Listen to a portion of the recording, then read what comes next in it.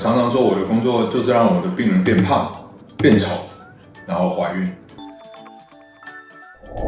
大家好，我是来自台中的张满医师，我是生医治疗的系统工程师。那为什么医生又变成一个工程师呢？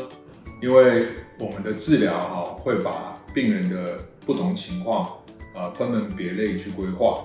比如我们有治疗卵子的子系统有治疗精子的子系统，有治疗子宫的子系统有治疗着床环境的子系统。然后我们最后把所有的子系统都调整好了之后，最后把它整合在一起，让病人怀孕。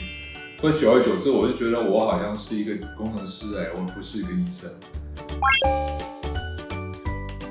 其实我有时候在看自己的工作，我常常说我的工作就是让我的病人变胖、变丑，然后怀孕。那为什么会要变胖变丑呢？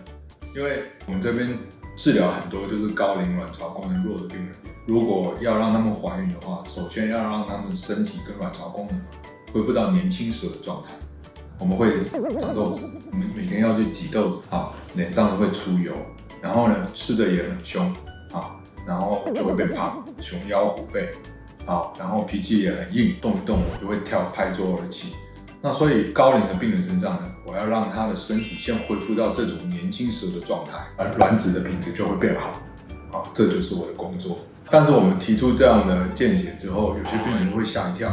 我记得有一次我们有一个台北来的病人，戴了一顶渔夫帽，然后戴了一个很大的墨镜，然后再戴一个口罩，基本上你看不到他脸的任何的东西。然后我就看了老半天，然后我就问他说：“请问你是明星吗？”他说：“没有，台中这里太阳太大，我怕晒到。”我说：“我现在在室内。”然后我就跟他讲说：“你42岁了，你卵巢功能已经退了，那我要帮你先调整。那调整过程中呢，我会让你变胖变丑，你愿意吗？”然后他听到就吓到了，然后他说：“我要考虑一下。”那从此就没有回来了。我们刚才讲，我的工作就是让我的病人变胖变丑，所以病人听了都快要昏倒。那我变胖了怎么办？大家都对身材都非常介意所以我下一句话说：如果你怀孕的话，我会让你变瘦。那怀孕怎么变瘦呢？其实怀孕我们以前的药商统计就是发现，台湾80%的孕妇都是营养过剩，所以我们会教病人怎么吃，然后让体重重在小孩身上，而不是重在妈妈身上。那我们最近有2位病人一位生了一个3400公克的宝宝，但是他只重了7公斤。那7公斤里面包括这3.4公斤，还有胎盘羊水的重量，就是小孩生完之后身上只剩下1公斤。那另外一个是生3300，然后他重了8公斤。所以在这个年头在我们的用力恐吓之下是有可能生出一个大宝宝，但是妈妈体重是没有上升的。所以我们常常是在养卵的时候让病人变胖，在怀孕的时候让病人减重，所以生完刚好负得正。现在大家都会讲养卵你打开 Google 可能大家都成为养卵博士，搞不好还有养卵教主。在早期在帮病人调整这些卵巢功能的时候，没有什么养卵这个名词我们只是把病人错误的排卵形态把它导正回去，后来才有人想到养卵这个字，把它弄得高大上。所以现在我们也只能跟病人去解释说，这个我要帮你养卵。那我看到有人在推某一本插卵圣经的书了我也去买一本来看看，我看看他到底写什么。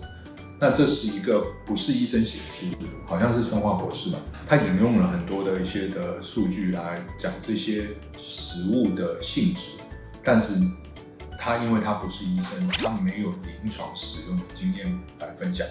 那所以我就想，他到最后怎么样靠吃这些东西让你的卵变好，甚至达成怀孕，这部分是比较欠缺的。我没有仔细研读我大致看一下。那所以我是觉得说，特别的地方就是说，我们把一个食物当药用，我们让病人服用之后去监测它的反应，等把所有的反应调整到好的时候再去取卵。那等待你的那批好的卵真命天子出现的时候，我们再做一次的受精跟胚胎植入来达成怀孕。那试管婴儿哈，第一个试管婴儿 Louis Brown 在英国诞生，在1978年。那台湾的话是1982年第一个试管婴儿在台北荣总诞生。刚开始做试管的时候，有很多东西的知识是科学没有发现的，所以我们当时失败了，我们也不知道为什么。然后我们只能讲说这是个几率的问题，所以你要多做几次你才可能怀孕。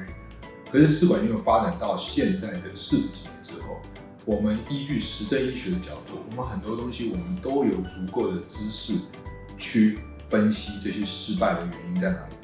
那如果我们原因找出来了，我们就找对症下药的方法，把这些问题修正了之后再整合在一起。所以我是说，我会去仔细的看病人到底是卵不好，还是子宫不好，还是居住环境不好，然后再分门别类的去整合在一起。所以我把我的病人的病情分成很多个小块，就是子系统。那这些子系统都调整好了之后，我再把它整合在一起。所以我现在回头想，我也是个系统工程师的。那我们有一个社团叫张凡医师好运妈咪甘苦谈。那这个社团的出发点是希望让治疗成功的病人可以分享治疗过程中的酸甜苦辣帮助在治疗中的人能够看到成功的曙光不会轻易放弃。那如果大家有兴趣的话，可以加入这个社团。